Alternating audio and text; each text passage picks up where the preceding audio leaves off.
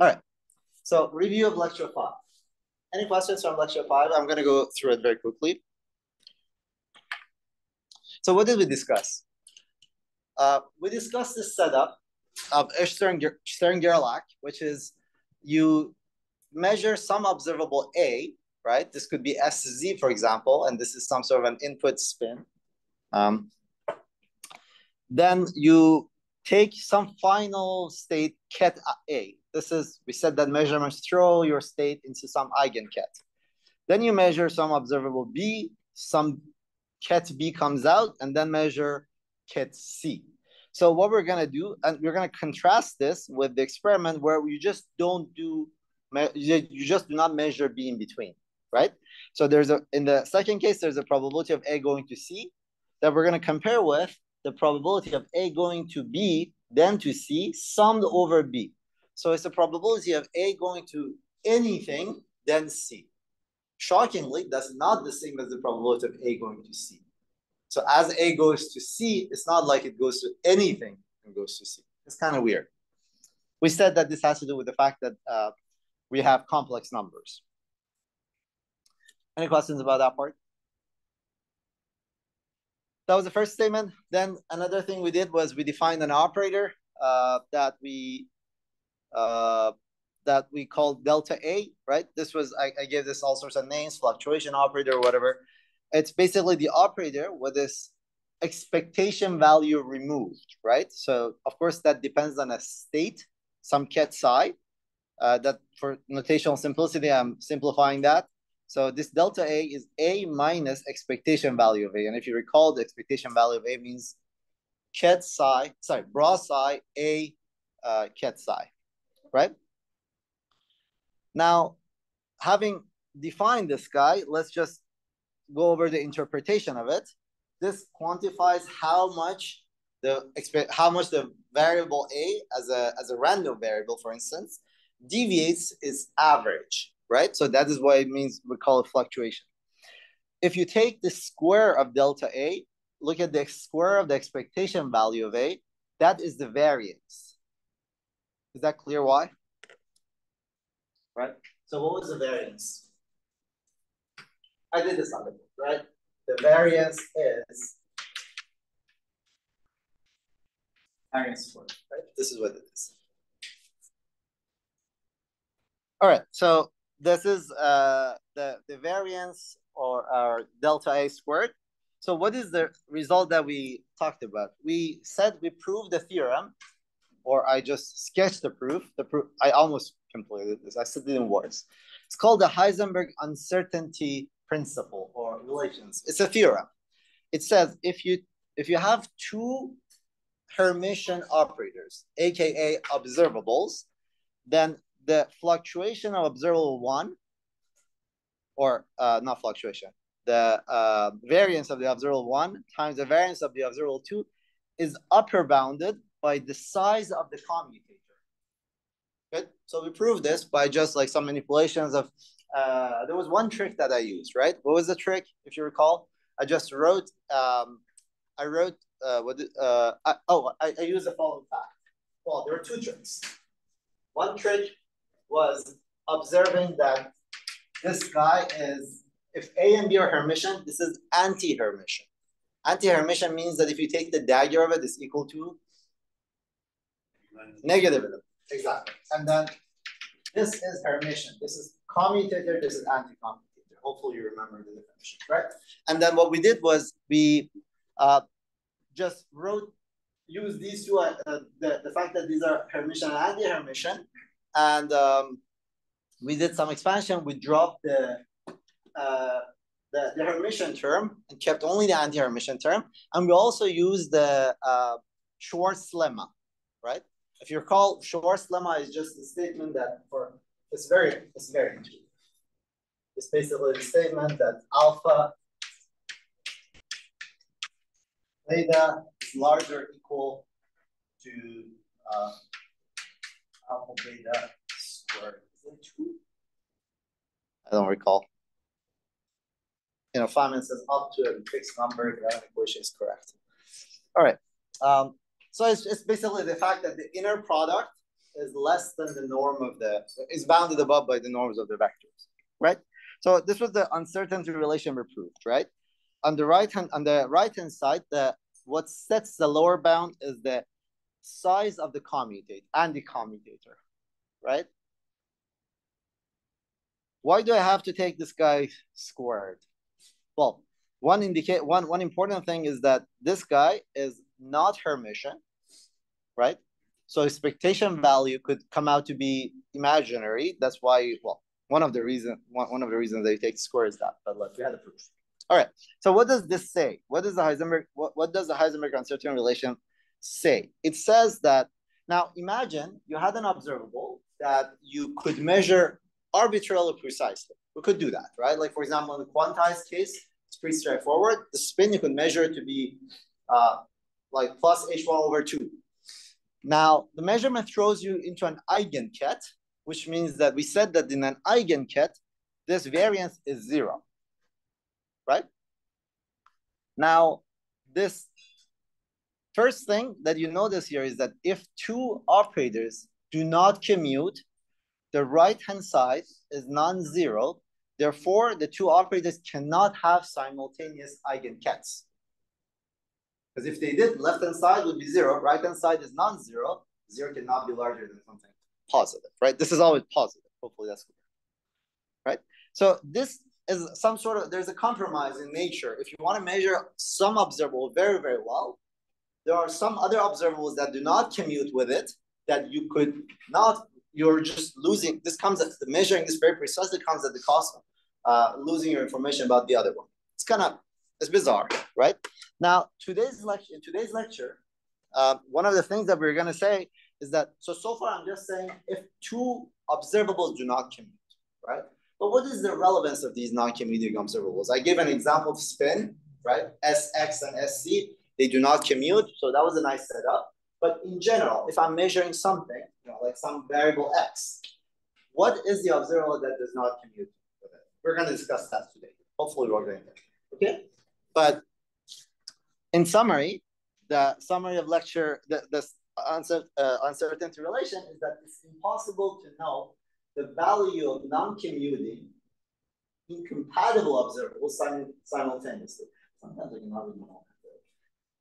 All right, any questions?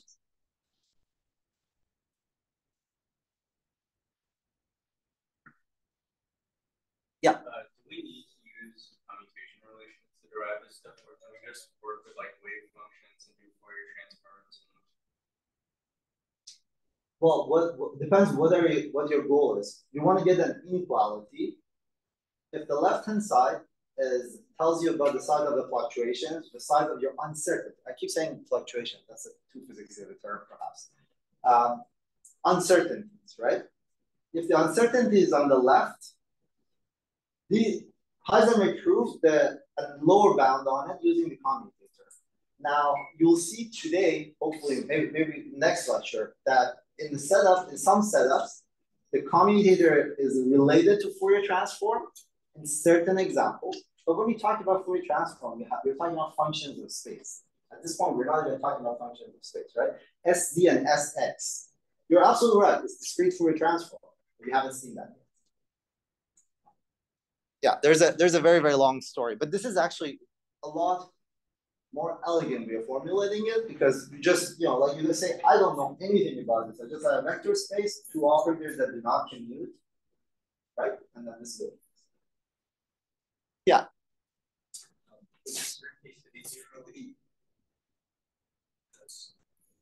You only have that if you have a single eigenstate. If so, for one observable, correct. With different eigenvalues, the moment you have different eigenvalues, distinct eigenvalues. But you know that, right? How do you know that? When I described measurement, I said you have a ket alpha, right? I wrote this way. And then I said this guy squared is the probability of outcome A, right? For uncertainty to be 0, it means that you should have one probability that's 1, the rest are 0. This is the only setup. if you have any distribution, of course, your uncertainties, your variance is going to be non-zero. And that already tells you that if this must be, just for one A, it has to be 1, and the other ones has to be 0. That's the only way to satisfy it is just to have an eigenket. Any other question?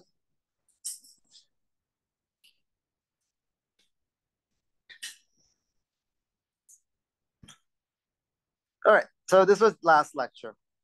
What are we going to talk about today? Today, we're going to finish, as usual, what I was planning on talking about last time, which is change of basis first, and then talk about this story of observables with continuous outcomes.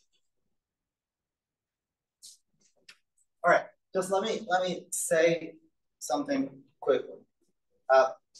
We define one observable, we define one set of operators as self-adjoint operators, right? Or Hermitian operators. These are Hermitian.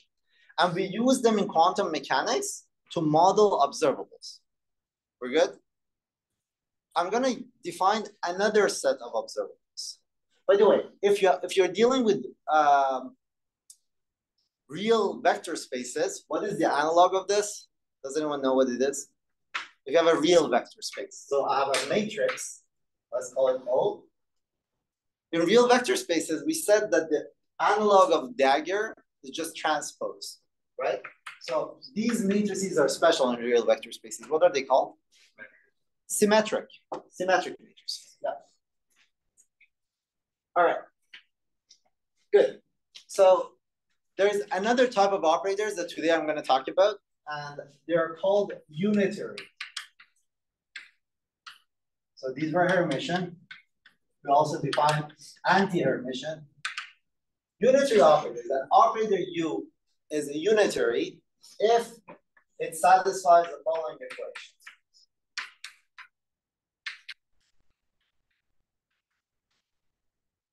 U dagger is equal to U dagger U equal to identity.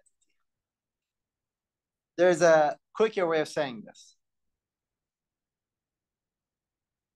It's U dagger is inverse of U, right? These operators are called unitaries. They play a very important role in quantum mechanics physically.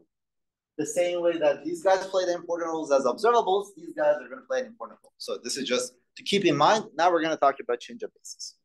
Good?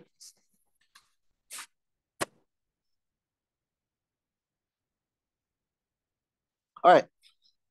Suppose we have two observables A and B that are incompatible, right? So observable A has an orthogonal basis ket A and ket B. Oh, by the way, one thing that I have to say, because you guys are probably reading Sakurai, I'm using a notation which is a little bit different from Sakurai, and I was planning on elaborating on it today. I will comment on it today, so let me just say it now. So when Sakurai talks about observable A, right, I wrote this eigenvalue problem. These are the eigenkets of capital A and A, right? So the way in my notation, capital letter is an operator, and a small letter is an eigenvalue or label, is a number, right? Sakurai does not use this notation for a reason that you will see. For example, if I was dealing with some Greek letters, or like alpha, if my operator was alpha, then it's a little bit tricky to write down this equation, right? So what I would write is usually hat alpha as an operator, alpha is equal alpha, right? So, but Sakurai, what they write is the following. In Sakurai, they say that for labels of these guys, they use primes, double primes, right? So just keep that in mind. I'm going to comment on that. So for example, in this notation, if I want to match Sakurai, I should put A primes and B primes here, right? All right. Now, the question is the following. If you have two observables, actually, it doesn't even have to be, they don't even have to be incompatible. They could be compatible as well. In general, they're incompatible. the question is, how are the eigenbases related? Right? We saw, for example, SZ and SX do not commute. I don't know if you see this. So SZ has SZ plus minus, and then this is SX plus minus. How are these two bases related? Right? All right. The theorem says if you have two, in general, two operators, their bases are related by a unitary operator, an operator that satisfies this equation. Right? What is a unitary? A unitary, let me give you some intuition. In real vector spaces, an analog of something that looks like a unitary is, well, what would I write in a real vector space? I would write U transpose is equal to U transpose U identity. Right? This is what I would write in a real vector space. Does anyone have an example of such matrices? Rotation matrices, exactly. So in real vector spaces, the analog of unitaries are just rotations. And it makes sense, right? If I have a basis X, Y, Z, right? And then I have another basis, which is the same thing, I don't know, like somehow rotated or another frame, right? They're related by rotation. Here we are saying the same thing in complex vector spaces, and these are eigenkets, bases, orthogonal bases of the Hilbert space, and they're related by a unitary. Good? Okay. A quick question. SZ, right, was, how do I want to say this? Oh, well. All right. So is the theorem clear? So A1, there is a unitary U that you could use to write A1, ket A1 as UB1, A2, ket A2 as UB2, and so on and so forth for all the kets, the whole basis. Questions? So is the theorem clear? The statement of the theorem. We're going to prove it now. So what is that operator? Let me just, well, I don't know why I write on the board. I have it here. The operator, this is operator in case you cannot read it. The operator is a sum over ket AKs, bra BKs. This is precisely what a rotation would have been. It's really like Sakurai goes through the example of rotation to build intuition, but this is really the analog of rotation. This is what the matrix is. So the proof is by construction, right? It shouldn't be hard to see if you act with this U on BK, you get AK, right? Let me do it. So I'm gonna act with U on B. So let's say B1. Doesn't matter which one. What is this? This is sum over K, AK, BK, B1. Now, what is this? This is delta of K1, right? Because this is an orthonormal basis. And then you sum it, you get A1. Now, repeat this for changing this label. One by one, it will work, right? So this is what does this job. All that's left is to prove that this is a unitary. How do you prove it's a unitary? You check these equations, right? So you take your U and multiply by U dagger. This is what it is. You use the resolution of identity and you get identity. You do the same thing for reverse, and it's just matrix multiplication. But you can see by now that the resolution of identity and this ket bra notation is extremely helpful. It's ridiculously powerful. It was a Dirac notation. Any questions? Yeah. The two derivatives have same dimensionality. Very good. Well, what do you mean by dimensionality? Something like the spin, you do this with Very, very good. So by dimensionality, you mean the dimensionality of the vector space, right? So this we already have covered in a theorem, which I did not really prove, but I use your knowledge of linear algebra. I said if I have a self-Hermitian observable, the basis for the set of eigenkets form a complete basis. The magical keyword here is complete, right? So if the space is d-dimensional, there are distinct eigenkets. Let's say there are no degeneracies for any set of operators, right? So these are always bases for the same Hilbert space, always, by the virtue of the fact that you started with a Hermitian operator.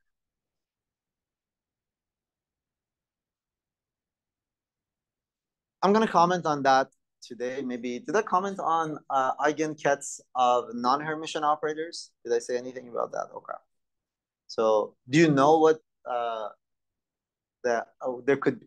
can there be eigenkets of non-Hermitian operators? There can be, right? It's not hard to actually find an example. Just think about, like, say, S plus or S minus. You could cook up examples. But what fails is the theorem that we proved. There won't be distinct eigenkets that span the Hilbert space, right? We use the theorem to prove that. And the orthogonality also need not work, right? That proof also works. What is the simplest example of a... Okay, I'm not going to be annoying. All right, any questions? Is that good? Is that good? Does that address the question? Okay, work out the example, right? Like the spin 2 is your spin half, not spin 2. That's graviton. Spin half is your friend. All right, any other questions? So now let me say this a little bit differently. Imagine you had an observable A that you measure. This is the first step of your Stern-Gerlach. Next, you're going to measure another observable. So the result of the first measurement gives you an eigenbasis. The second measurement will also throw you in a different eigenbasis. There's the old basis, there's the new basis for any pair of operators, right? As long as they're observables, they're Hermitian. The unitary takes you from the old frame to the new frame, the old basis to the new basis. Think of these as rotation. Honestly, this is exactly how I think about them. And there is a very rigorous sense that it's true. Yeah. So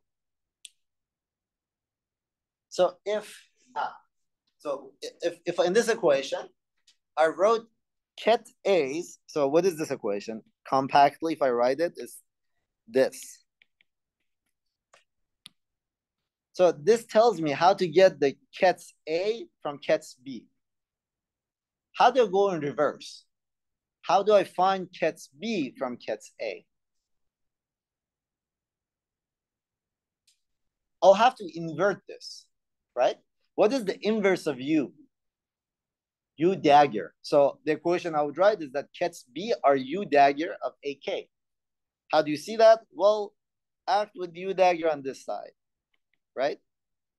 What is this? Oops, that is some ugly mess. Okay, what is this? This is just identity. So this goes away. You get the equation I claim. BK is U dagger AK, right? The same way that you had the rotation. If this basis you rotate to this, gave you this basis could be thought of as the rotation of this guy. Well, sorry, the other way. This guy could be thought of the rotation of this with the opposite angle, right? If you go from old to the new by some angle rotation, you could do the reverse by rotation with the negative of that angle, right? That is U dagger. Any questions? I should remove this so that the text is legible. Any questions?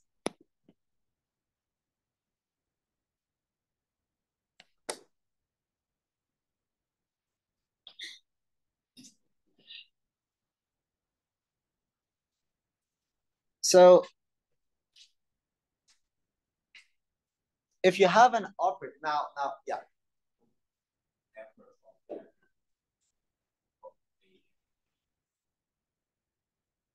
There, you when you say number of eigenvalues, you mean distinct. No, eigenvalue is a number. I mean, if operator A has 3 eigenvalues, then operator B has 2 eigenvalues. Very good.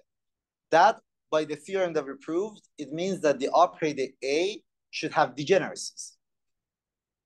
It means that it has 2 kets with the same eigenvalue, right? So when you're talking about the vectors and bases, it doesn't matter. We're talking about the basis now. In other words, the set of eigenkets of any Hermitian operator, no matter what the eigenvalues are, forms an orthonormal basis. This is what we proved. Doesn't matter what the eigenvalues are. Identity. Identity is a Hermitian operator, right? It's maximally degenerate, right? There's only one eigenvalue for all the vectors, right? But still, what's an orthonormal basis for identity? Your favorite basis, right? Any basis is a basis for identity. All right. So now we said that you could rotate the basis of A to basis of B. Now, let's say we're working with the basis of A. A is SZ, and we're writing all sorts of equations in this basis, right? In general, any operator X, you could take it from this basis to the other basis if you sandwich it with these unitaries. With these unitaries. Right? It's just basically the statement that any operator, if you went from one basis to the other basis by rotation, that any operator, matrix elements of any operator, are related to rotated ones by sandwiching with the rotation. You could put this inside the matrix elements and work it out as line by line, word by word on Sepctra. So I'm not going to reproduce it. So work out the matrix elements of this guy. Good. Any questions about this? Is the statement clear?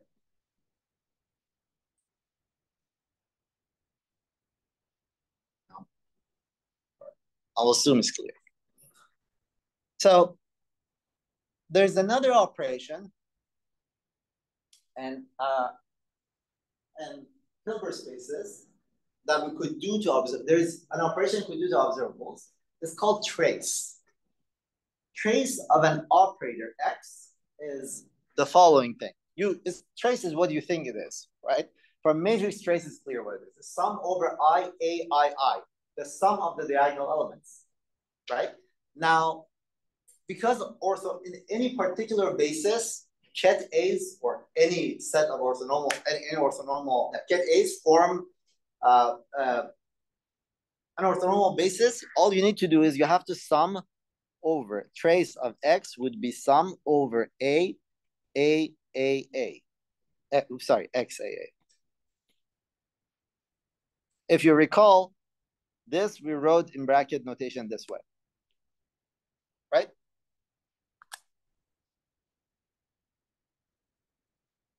Good. Now, one interesting property of trace. So what is a trace? It takes as an input an operator, spits out a number, a complex number in general. If it takes as input a Hermitian operator, what does it spit out? No. Real. Is that clear? Well, maybe it's clear to you, but not based on what I've said so far. Actually, no, it is based on what I've said so far, because if you take a Hermitian operator, we said that it has to be equal to its dagger. That means that all the diagonal elements are real because they're equal. So what is dagger? It's transpose and complex conjugate. For transpose doesn't do anything to the diagonals. Complex conjugate, right? It's complex conjugate. So if it has to be Hermitian, the diagonal elements have to be real. Sum of a bunch of real numbers is always real. Good. The reason trace is so important and so useful is that it's independent of the basis, right? So if you calculate the trace in some basis, rotated it, and calculated in our basis, the result is the same. Here, let me prove it to you. Let's first calculate we've written down trace in basis A, and we're gonna rewrite this as a expression in basis B. So how am I going to do that? I'm going to insert two resolution of identities, B prime, sums over, right? These are resolutions of identity. Now, in this line, what I do is I take this guy, move it over here. I take this guy, move it over here. I notice that now I have a resolution of identity for A. This is not what I put in. This came out of the definition of the trace. All right, so that resolution of identity I can get rid of because it's just identity. And I end up with this expression, sum over B prime, B X B prime. Now, this is an orthonormal basis. So this is delta B prime B. That gets rid of one of the sums. You end up with sum over B ket B X B, which looks like the same expression in the new basis, right? You know this rule already. It's the cyclicity of the trace. Who knows? You know what it is, right? Cyclicity of the trace from linear algebra. Cyclicity of the trace says this.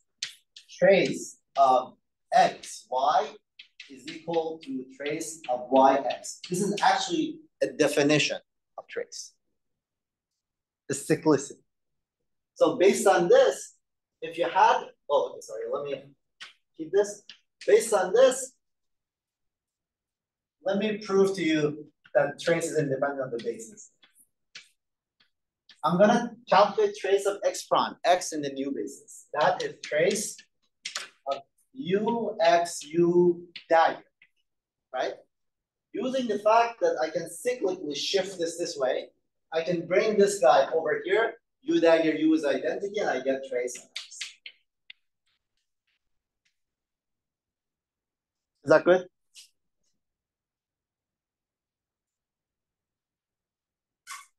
Works? All right.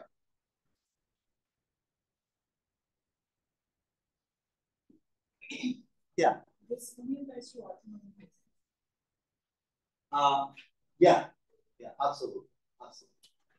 This is some of the diagonals. Diagonals, it has to be, they have to go orthogonal. Absolutely. That's very important. Any other questions?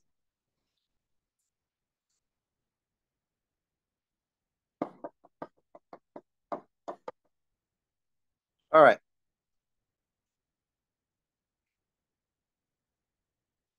So what are the other properties of the trace? I actually said some of these already. Trace of xy is trace of yx. That's actually a definition of the trace.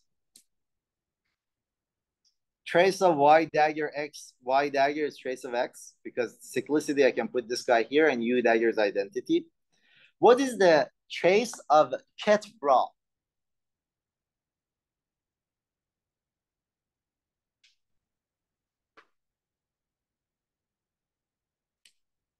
It's a bracket. Convince yourself that this is true.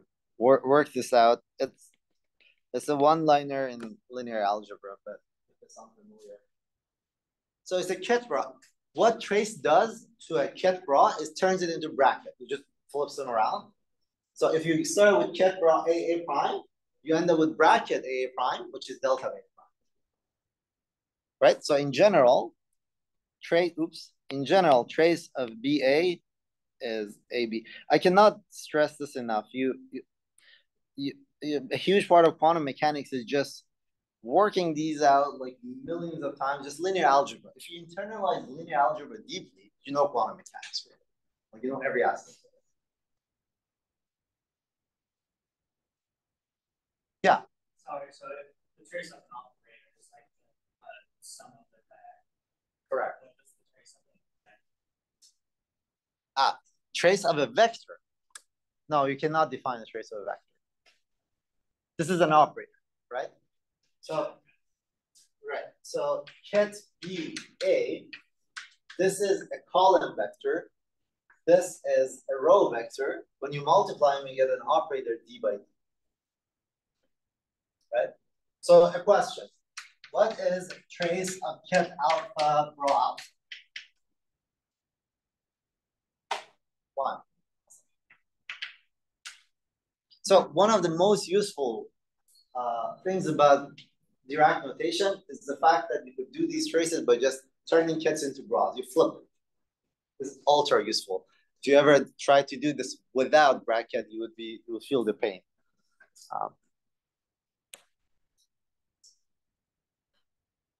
Yeah, it's funny. Dirac has made tons of contributions to physics, of course, but this is perhaps the biggest one. That's unfair. But this is like a predominant one that took over linear algebra even. And sometimes the notation takes you a long way. Roger Penrose introduced a notation that is just insanely helpful for tensor analysis. All right.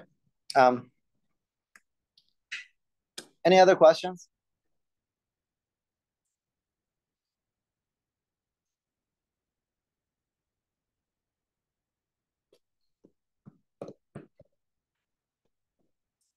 How many of you guys have heard of operator algebra?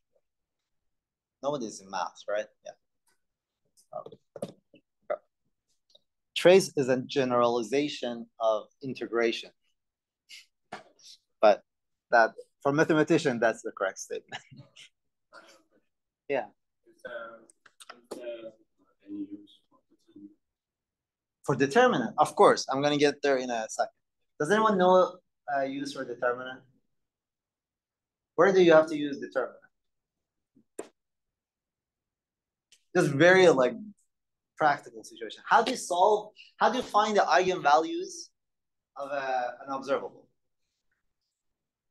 Yeah, so you have to look at the characteristic polynomial. If you want to, so if you try to, you see, so far, I've not been solving things on the board for you. I'm just using formals, right? I was writing A, ket A.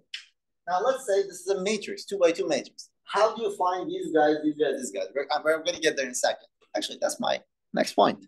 There you go. All right. All right. So what we would like to do is, given a Hermitian operator, an observable, we would like to find the eigenvalues and the eigenvectors. We would like to solve this equation, right? The eigenvalue problem. What this is just the eigenvalue. I mean, hopefully this is clear. I've just inserted the resolution of identity to show you that this is just matrix multiplication and the eigenvalue problem for matrices. So this guy is just a matrix acted on some column, vector B some column. This is the eigenvalue problem. How do you solve the eigenvalue problem? You do not know. You only know the matrix. You do not know these column vectors. You do not know B's. First step is you have to work with this. First step is to find little b's, right? So you do this in 2 steps. You first find eigenvalues. To find eigenvalues, you solve the characteristic equation, which is you solve for determinant of B minus B identity equal to 0. This equation will have a bunch of solutions, and the solutions are your eigenvalues. Once you find your eigenvalue, you plug them in, and you solve this linear system of equations, and you find your eigenvalues, the corresponding eigenvalues. Is that clear? So you solve this in 2 steps. I'm just teaching linear algebra. You want to find the eigensystem of a matrix. Eigensystem means that both eigenkets and eigenvalues. You first find eigenvalues. If you have eigenvalues, you could plug them in this matrix equation, and you have to, it's a system of linear equations, right? You could solve them. But how do you find eigenvalues? To find eigenvalues, you solve for the determinant of B minus some variable B identity equal to 0. This is an algebraic equation, and these are the unknowns, but we solve for these little b's. Does anyone know where this comes from?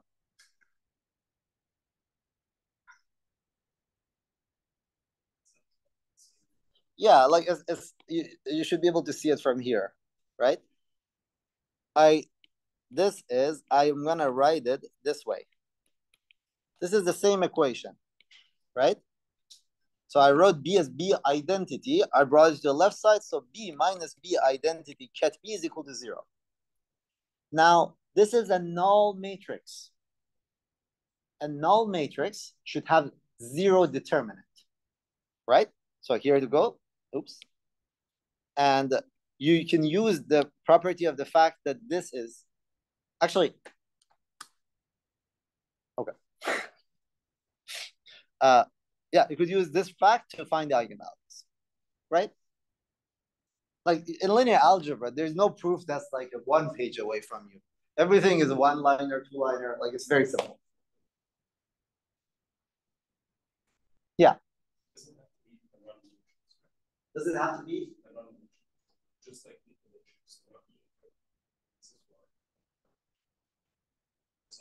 yeah, yeah, exactly. Oh, that's very good. That's very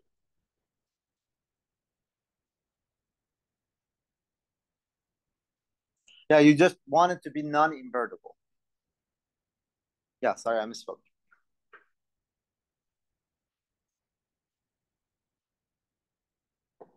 Any questions?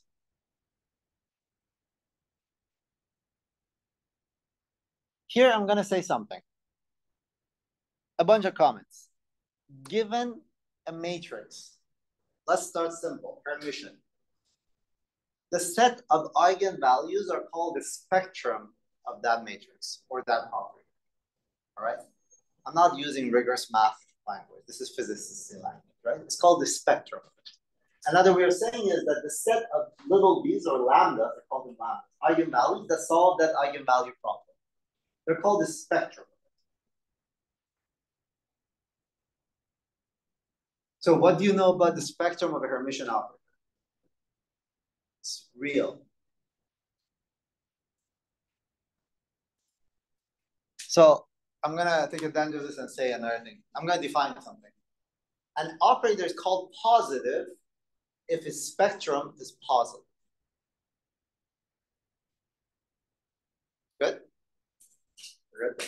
So that already means that a positive operator is definitely Hermitian, but something more than Hermitian.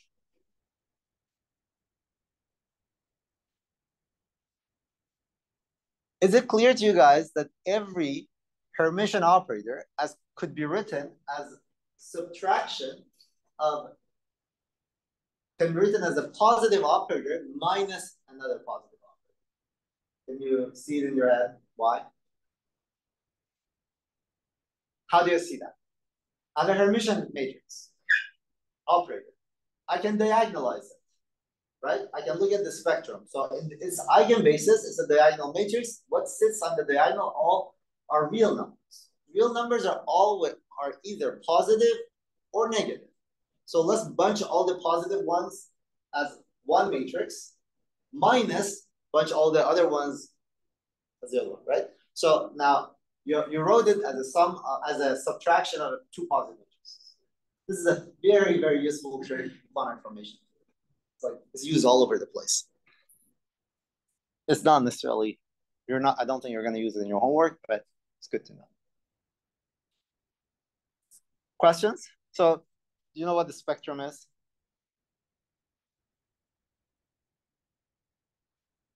Have you guys heard of the spectral theorem? Okay.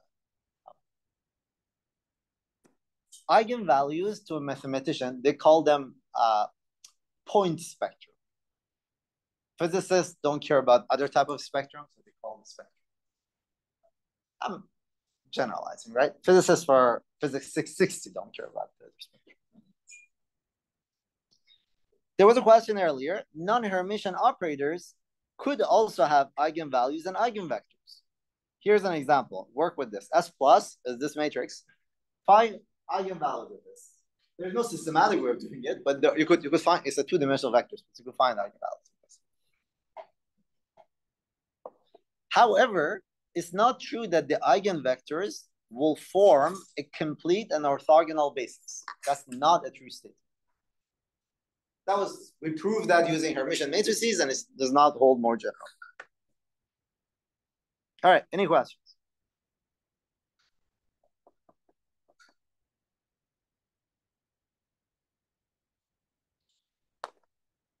Good. Now I'm going to say something that we're going to come back way later in the course, but I'm going to try to build the intuition of it. So think about rotations. I'm going to say something about unitary matrices. Think about rotation. If you have some you know, like some object construct this guy, right? The basis that I use X, Y, Z to describe the physics of this should be just a redundancy of my description, should not matter for the physics of this guy. My equations that describe this, I should be able to write them in any basis by just a rotation, right? Like if I'm looking at it this way, or if I rotate a little bit, like take the whole room and rotate it, the physics of this will not change. The F equal ma will not change, right? So rotations are related to the symmetries. Unitaries are related to the symmetries. Good? So consider two sets of operators, Hermitian operators, A and B, and their corresponding eigenbases, A and B, such that they are related by unitaries. A is equal to U, B, U dagger. Based on what I just told you, that's the analogous statement that these two operators are basically very, very similar. They're just viewed from different bases, right? So they are related very, very nicely. They have this, they must have the same eigenvalues, but they have different eigenvectors. The information content of a Hermitian operator is the eigenvalues and eigenvectors. When you keep the eigenvalues fixed and change the eigenvectors by a unitary, it's like a change of rotation. It's like a rotation, right? So there's a sense in which you haven't done much physically. And you can see that if ket A's were the basis for A, then U dagger A is the eigenkets of B. But we said that. Examples of this: Sx, Sy, Sz. They have the same spectrum, right? What was the spectrum of? What was the spectrum? H bar over 2 minus H bar over 2, right? So they are related by rotations, in this case, literally.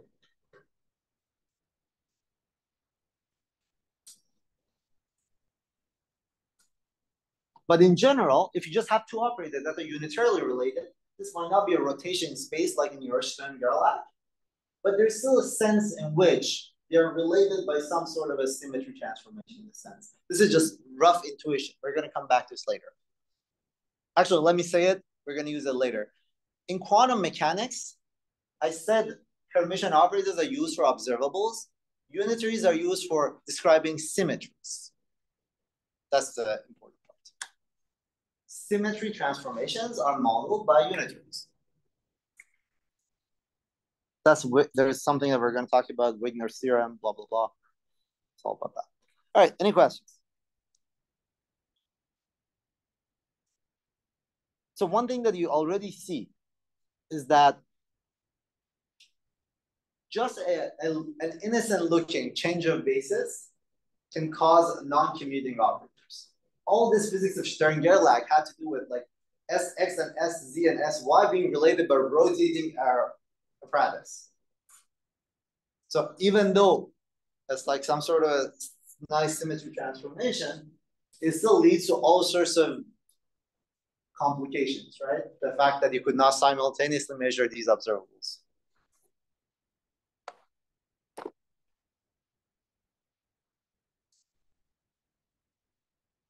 Any questions? So this is a good moment to actually pause for questions because now I'm at the end of my last lecture. So we're going to talk about this lecture now. So what did we go over? We went over, actually, I don't recall. We went over a whole bunch of things. We talked about, well, we reviewed the new stuff that we talked about were basically unitaries and trace, right? We talked about unitary, traces, and diagonalization. So, yeah, so unitaries I described them as like a change of basis, right? And I said in words that they're related to symmetries. Trace, I said, is independent of the basis, and in any basis, it's just sum of the diagonals. Yeah, that's basically it. And then we talked about the eigenvalue problem. If I'm not going to ask who knows it, but if you're not comfortable with eigenvalue problem and solving it, you absolutely have to become.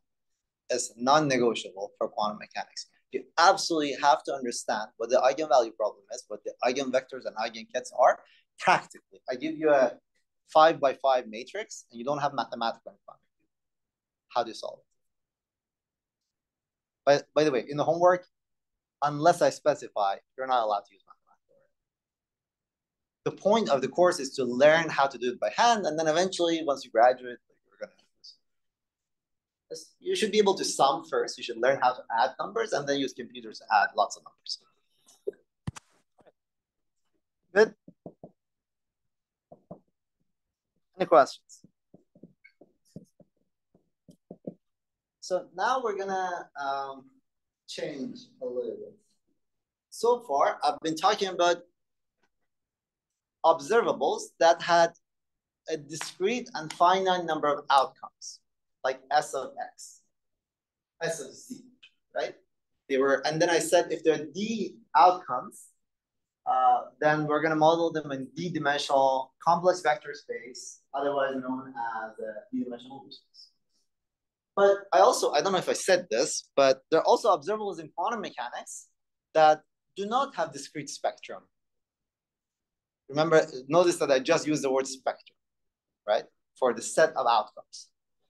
They could have a continuous spectrum. First of all, they could have a countably infinite spectrum, right? Do you know what, does everyone know what countably infinite means, right? 1, 2, 3, 4, 5, all the way to infinity. Uncountable infinity is like points on a line. You could have that as well, right? What is the example of such an observable? Position or momentum, right? So here's where I clash the notation of Sakurai. So Sakurai would write the following equation. So let's say momentum. Momentum is an observable. Therefore, we're going to model it using a Hermitian operator, right? You could write it this way. This is the eigenvalue problem. So this is the observable. This is the eigenvalue. This is the outcome of the measurement. And if this is the state that is prepared in a sharp, specific momentum. It's the eigenket of the momentum operator. Sakurai writes this way. P prime, P prime, P prime. And it's implied that when you have the prime, these are numbers and labels, these are operators. It's a little bit icky. But just keep both notations in mind. This is more common in physics. But the truth of them is that people write just like, without even primes, people just write things. And if there is and you learn it from the context. If there is some room for ambiguity, people put hats. This is really the way usually people do this. All right. So now the same way that we had Sx, Sy, Sz related by rotation, here you could have momentum could be a vector, is a vector in 3 dimensions. You could have Px, Py, Pz. Each of these guys is a Hermitian operator. All right. However, there's a distinction. Already, I'm going to tell you. Sx and Sy or Sx and Sc did not commute. What's the commutator of Px and Pz? 0. How do I know that? We've built experiments. A priori, there's no way to know. You do something like Stern-Gerlach, but now it's more complicated. The first step, you measure the x component of a vector of momentum. Then you measure the z component of it. And you repeat it. You learn that you can simultaneously measure them. Therefore, they must be modeled by computing observables. This is all experimental, right? Good. So they have continuous spectra. For example, the eigenvalues could take any number from minus infinity to infinity because the momentum, say it's on particle moving in 1 dimension, right?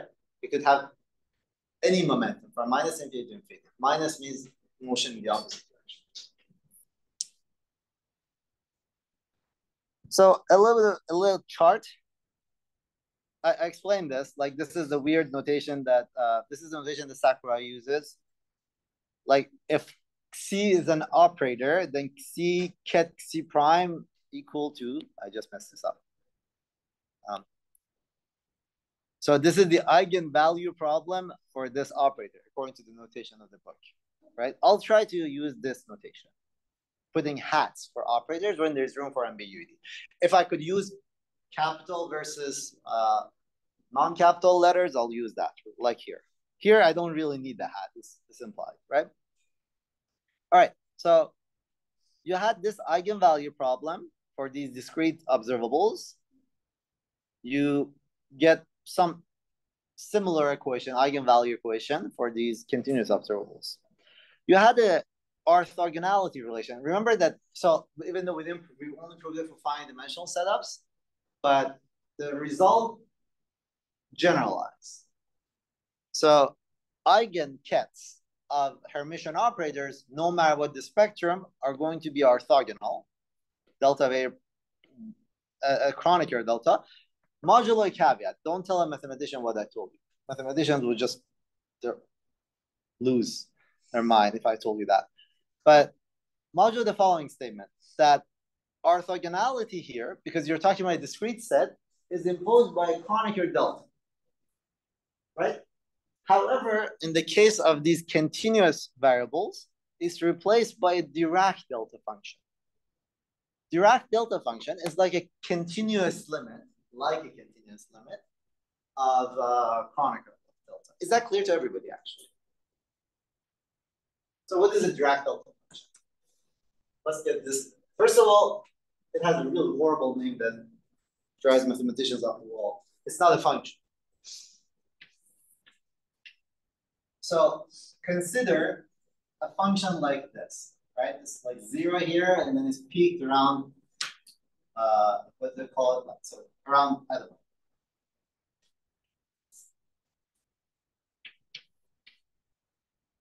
Consider a function like this. Now consider a class of them. So we're gonna take this function, make sure that its area is 1, right? Now consider the set of these functions that gradually get pointer and pointer at this point, but you keep the area fixed. You want the area to remain 1, but you want to squeeze this. Of course, it just goes to infinity at this point. That is what the Dirac delta function is, right? If this is x, and this is x prime, where it's actually not 0, we denote this function this way. And it's 0 when x minus x prime is 0. So when it's anywhere here, no matter how far away, it's epsilon away, it's 0. But when it's here, it's infinity. You don't want to deal with infinity. You always integrate things. So for example, what is this? Can anyone say what this is? Sorry? F of x prime. Is that clear to everyone? Why? Well, you'll have to play around with this. It takes some getting used to, but this is one important relation I'll mention. I want to mention another relation. Oh, another thing. What if so here I'm integrating from minus infinity to infinity. What if I integrate from x prime minus, I don't know, 0.0001 to x prime plus 0.0001? What's the answer? It's still f of x prime. As a matter of fact, it doesn't matter what the range is as long as x prime is in the range. Because the rest is 0. All right? So that's what a Dirac delta function is. It's not a function. That's why mathematicians get mad. It has a name. What is it called in math? Distribution. Yeah. All right. So we had the resolution of identity with this relation. There's an analogous statement for these kets that are eigenkets of observables with continuous spectrum. By the way, now, why is Dirac delta notation fundamentally weird? It's because we said that the bracket of a vector with itself is its norm. So what is the norm of an eigenket for an observable continuous variable? Infinite. That's why mathematicians get really mad. So technically, a mathematician would say that an operator with a continuous spectrum does not have eigenvectors. What they mean is that their corresponding eigenvectors have infinite norm. Mathematicians stop at that point. Physicists just push through and work with infinities. There's a reason. There's a reason. Because you could make this rigorous, with, up to the standard of mathematicians, if you're willing to make every proof you write down 2 pages long. This is the genius of like some of these physicists who invented the notation. I wonder who it was, if it's called Dirac delta. All right. So we said that we could take a ket and expand it in the in some eigenbasis.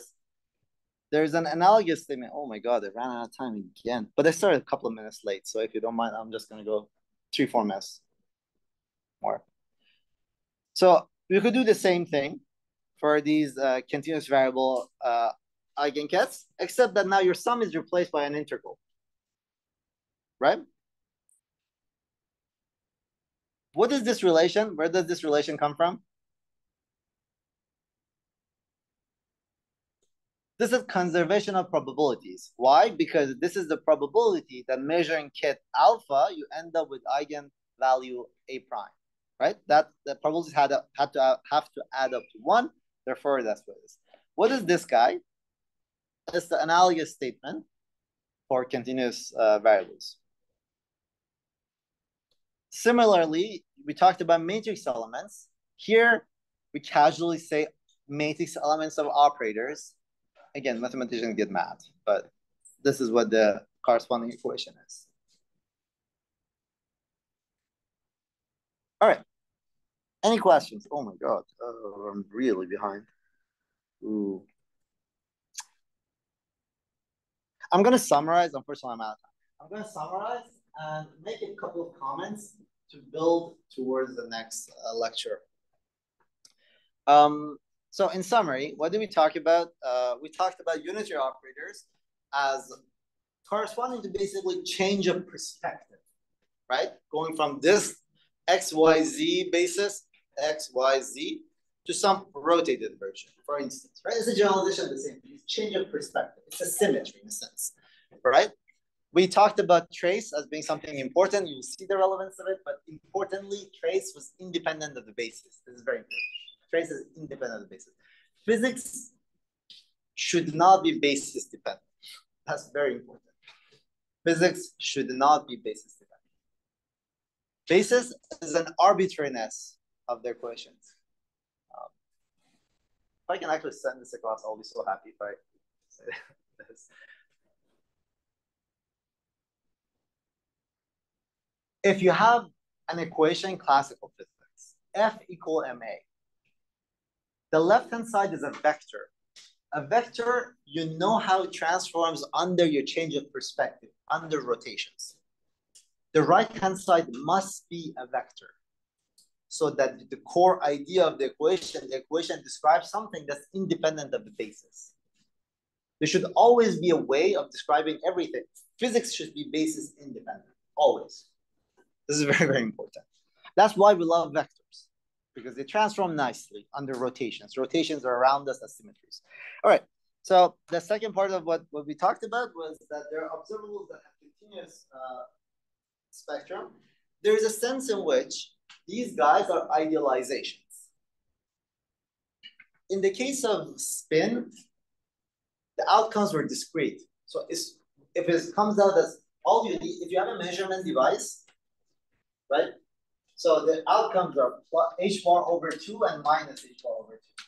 If you have some sort of measurement device that has some error bars, as long as the error bars are not as large as h bar, you know exactly where the state is without any errors. For continuous variables, this is no longer true. Because now, say momentum could take any values. You always have finite measurements, right? Measurements always have finite resolutions. So you always know the value of it with some error bars. Now, this is my crappy device, right? This is my lack of knowledge. This is not fundamental to quantum mechanics. It's not fundamental to nature, right? I build a measurement device that's better.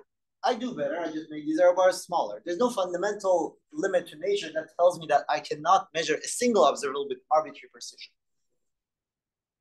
The fundamental law says for non-commuting observables, you cannot measure them with arbitrary precision, right?